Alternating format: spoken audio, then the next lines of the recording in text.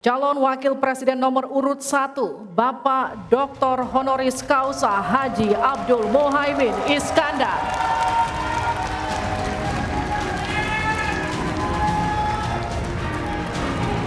Selanjutnya calon Wakil Presiden nomor urut 2, Bapak Gibran Rakabuming Raka.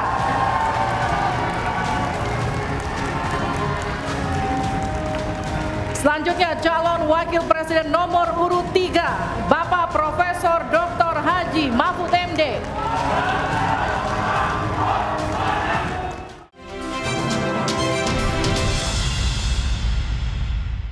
Selanjutnya kami akan perkenalkan para calon Wakil Presiden Pemilu tahun 2024. Calon Wakil Presiden nomor urut 1, Bapak Dr. Honoris Causa Haji Abdul Muhaimin Iskandar.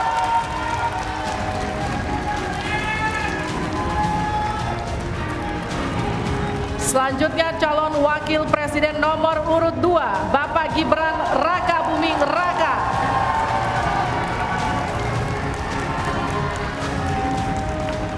Selanjutnya calon Wakil Presiden nomor urut 3, Bapak Profesor Dr. Haji Mahfud MD.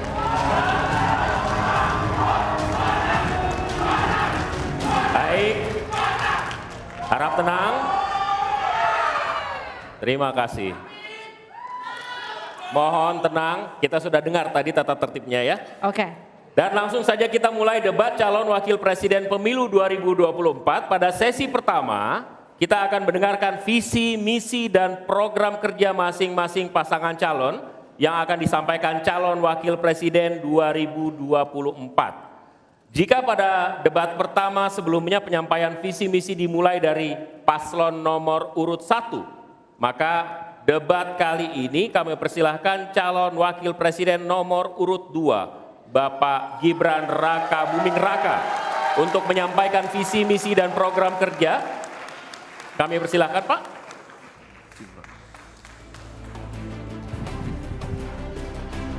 Mohon tenang. Kami butuh kerjasamanya, nanti ada waktunya tepuk tangan. Waktu Bapak 4 menit, dimulai dari saat Bapak berbicara. Silakan. Assalamualaikum warahmatullahi wabarakatuh. Salam sejahtera, Shalom, Om Swastiastu, Namo Buddhaya, salam kebajikan. Indonesia ini negara besar. Kita harus mampu keluar dari middle income trap. Kuncinya kita harus mampu menaikkan nilai tambah di dalam negeri. Di tengah gempuran resesi global, perang dagang, konflik geopolitik, rata-rata pertumbuhan ekonomi negara kita tetap resilient di rata-rata 5%. Pertumbuhan ekonomi yang berkualitas didukung dengan penurunan angka pengangguran, angka kemiskinan, penurunan angka Gini rasio, dan juga angka inflasi yang terkendali. Bapak Ibu yang saya hormati, teman-teman sesama anak muda, lalu apa agenda ke depan? Kita akan lanjutkan hilirisasi, bukan hanya hilirisasi tambang saja, tapi juga hilirisasi pertanian, hilirisasi perikanan, hilirisasi digital, dan lain-lain. Kita lanjutkan juga pemerataan pembangunan yang tidak lagi Jawa sentris. Kita genjot terus ekonomi kreatif dan juga UMKM. Kita punya 64 juta UMKM yang menyumbangkan 61% untuk PDB kita. Jika 4 langkah tadi bisa kita penuhi, insya Allah akan terbuka 19 juta lapangan pekerjaan. Pemerataan pembangunan itu wajib. Sekarang investasi yang ada di luar Jawa sudah ada 53%. Pembangunan IKN yang berkelanjutan ini akan membuka titik pertumbuhan ekonomi baru, akan membuka akses dan juga konektivitas, sekaligus membuka lapangan kerja. IKN ini bukan hanya saja membangun bangunan pemerintahan, tapi juga sebagai simbol pemerataan pembangunan di Indonesia dan juga sebagai simbol transformasi pembangunan Indonesia.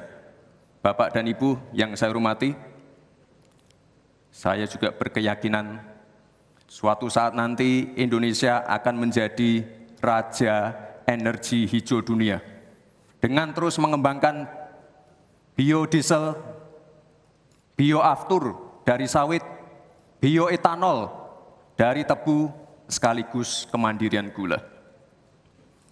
Untuk menuju Indonesia emas dibutuhkan generasi emas. Kita harus mampu merubah future challenge menjadi future opportunity. Kita harus punya future talents yang dilengkapi dengan future skills. Untuk itu, hilirisasi digital akan kami genjot. Kita akan siapkan anak-anak muda yang ahli artificial intelligence, anak-anak muda yang ahli blockchain, anak-anak muda yang ahli robotik, anak-anak muda yang ahli perbankan syariah, anak-anak muda yang ahli kripto. Bapak dan Ibu yang saya hormati, narasi besarnya di sini adalah keberlanjutan, percepatan, dan penyempurnaan. Terima kasih. Wassalamualaikum warahmatullahi wabarakatuh. Selamat Hari Ibu, selamat untuk kaum perempuan hebat di Indonesia. Terima kasih. Baik, Waktu habis. terima kasih.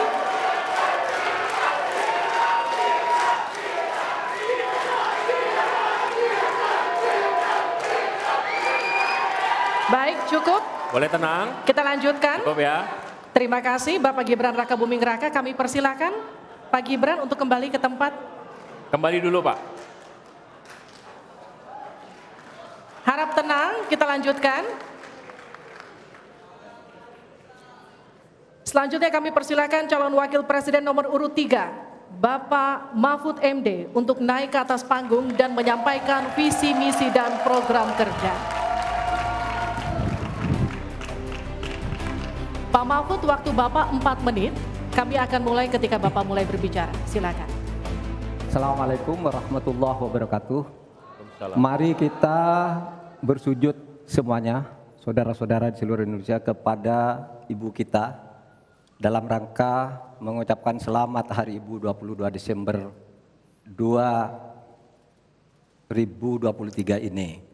Dan sesudah ini kita lanjutkan pengabdian kita kepada Ibu Pertiwi. Ada yang bertanya kepada kami, mungkin tidak Anda mentargetkan mendapat pertumbuhan ekonomi 7% di dalam 1 tahun. Karena di dalam sejarah reformasi tidak pernah sampai tumbuh sebanyak 7%. Dulu hanya itu dicapai pada tahun 89 sampai 91 di era Orde Baru. Lalu pertanyaan itu saya sampaikan kepada beberapa orang ahli. Lalu mereka mengatakan hanya karena kebodohan kita ini tidak bisa menaikkan pertumbuhan ekonomi menjadi 7% karena kita ini kaya raya dengan sumber daya alam dan sumber daya manusia yang hebat. Masalahnya apa? Masalahnya banyak korupsi dan inefisiensi di sektor-sektor pertumbuhan ekonomi, yaitu di sektor konsumsi, belanja pemerintah, ekspor impor, dan investasi. Jadi dengan demikian karena banyak korupsi, dan itu memang betul terjadi. Coba lihat, berdasar hasil SIGI, Transparansi Internasional, korupsi terjadi di lembaga legislatif, eksekutif, dan yudikatif secara besar-besaran. Korupsi juga terjadi di 3 metra alam kita ini.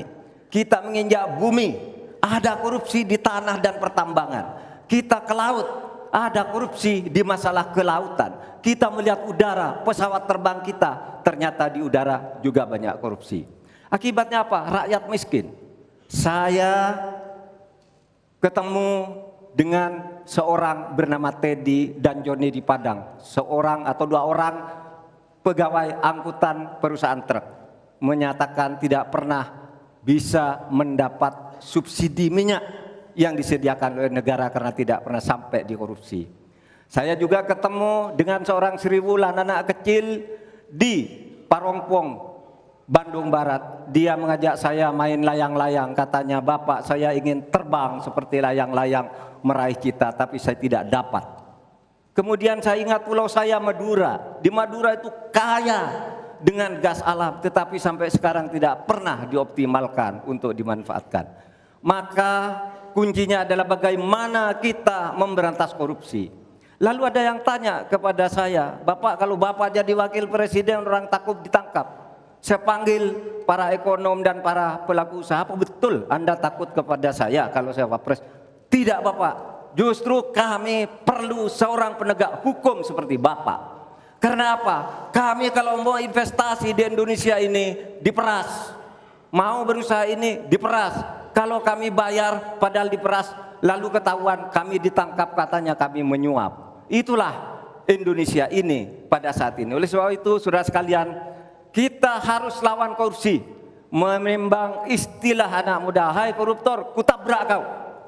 Hai wir, mundur kau wir. Nah korupsi, setabrak." Saudara sekalian, ini semua dalam rangka agar terjadi pemerataan seperti ketentuan pasal 3 Undang-Undang Dasar.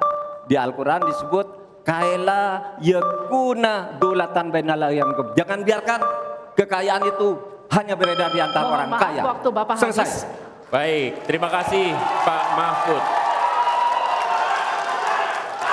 Silakan kembali Pak. Baik. Oke, mohon tenang. Selanjutnya kami akan berikan kesempatan kepada calon wakil presiden nomor urut 1, Bapak Muhaimin Iskandar, untuk naik ke atas panggung, menyampaikan visi misi dan program kerja. Mohon tenang. Waktu Anda 4 menit Pak, dimulai dari Anda menyampaikan gagasan Anda. Assalamualaikum warahmatullahi wabarakatuh. Selamat malam, salam sejahtera untuk kita semua. Harusnya saya bicara pada debat yang pertama. Tapi hari ini saya sungguh bersyukur akhirnya bisa bertemu. Tapi jangan salah paham, bukan karena saya ambisi jadi presiden, tapi karena saya punya pelajaran yang penting selama saya berjuang di politik. Apa itu? Saya menyaksikan dan menjadi bagian dari adanya pemerintah yang memiliki kewenangan mutlak, terutama pimpinan tertinggi, untuk bisa menghadirkan keadilan dan kemakmuran rakyat. Inilah yang disebut sebagai selepet, menjadi bagian dari kewenangan untuk menghadirkan kemakmuran dan keadilan. Selepet itu seperti sarung yang saya bawa ini. Bisa di kalangan santri, bisa membangunkan yang tidur, menggerakkan yang loyo, dan sekaligus mengingatkan yang lalai. Alhamdulillah, Gusti Allah memberi kesempatan saya untuk bersama-sama Mas Anies yang memiliki pemikiran yang sama untuk terwujudnya perubahan dan perbaikan. Bahkan kami berdua seperti botol dengan tutupnya. Jangan salah, selepet itu disrupsi. Disrupsi itu adalah awal dari perubahan.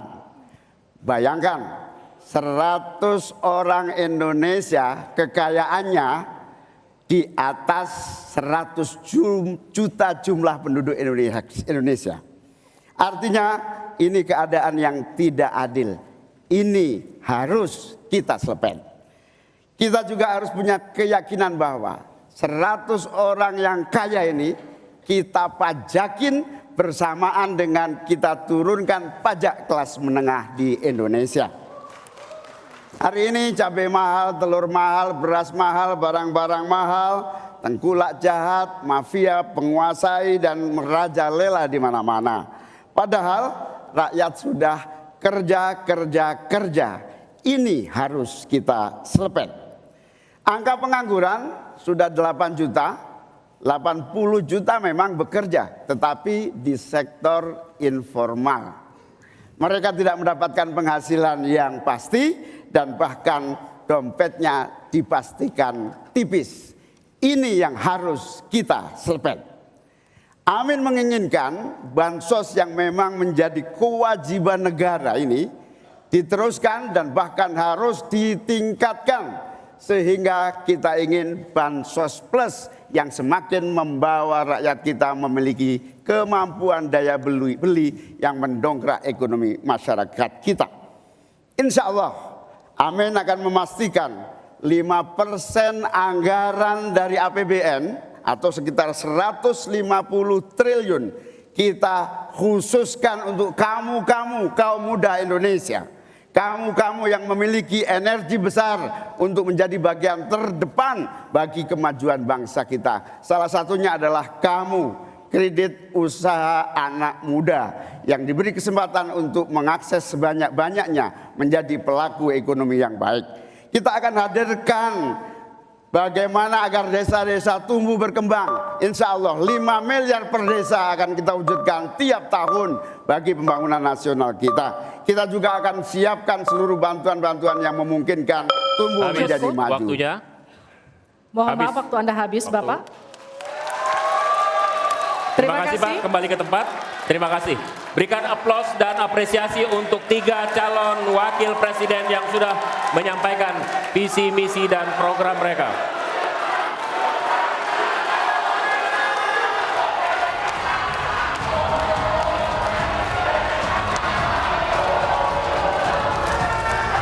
Baik, cukup. Oke. Cukup, tahan dulu. Saudara, kita akan jeda sejenak.